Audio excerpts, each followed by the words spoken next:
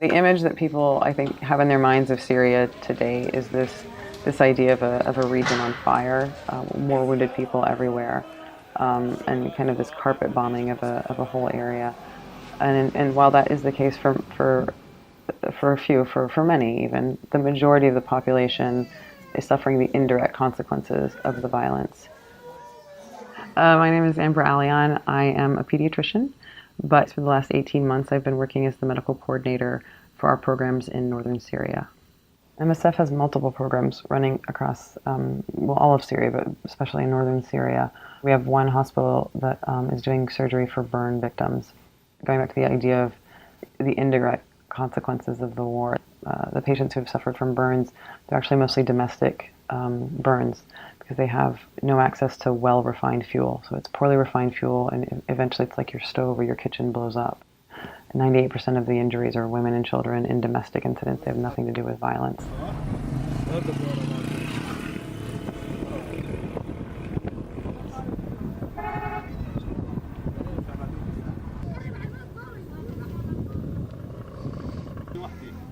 One of the harder issues to approach is this issue of chronic diseases, because it is it's so specific to each patient and not what you really think of when you think about war.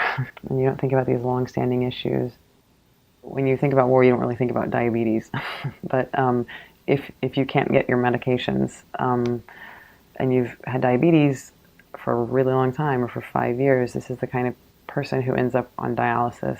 Or you have high blood pressure and eventually you need like bypass surgery because your cholesterol and your blood pressure can't be under control. So for the portion of the population in Syria who have chronic diseases, it can be really difficult for them to get their medications.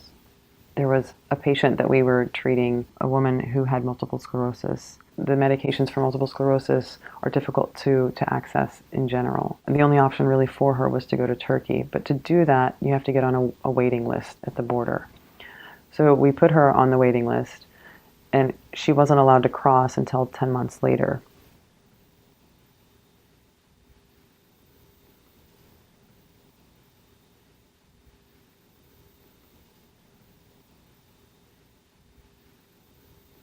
We've been doing routine vaccinations, really one of the only organizations doing routine vaccinations for children under 5 in many parts of northern Syria.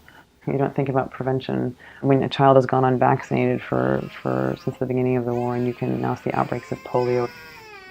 We are more and more responding through the provision of medications and working with specialists to try to provide prevention strategies for these patients so that we can avoid these potentially long-term consequences when they go without any treatment or any access to good quality care.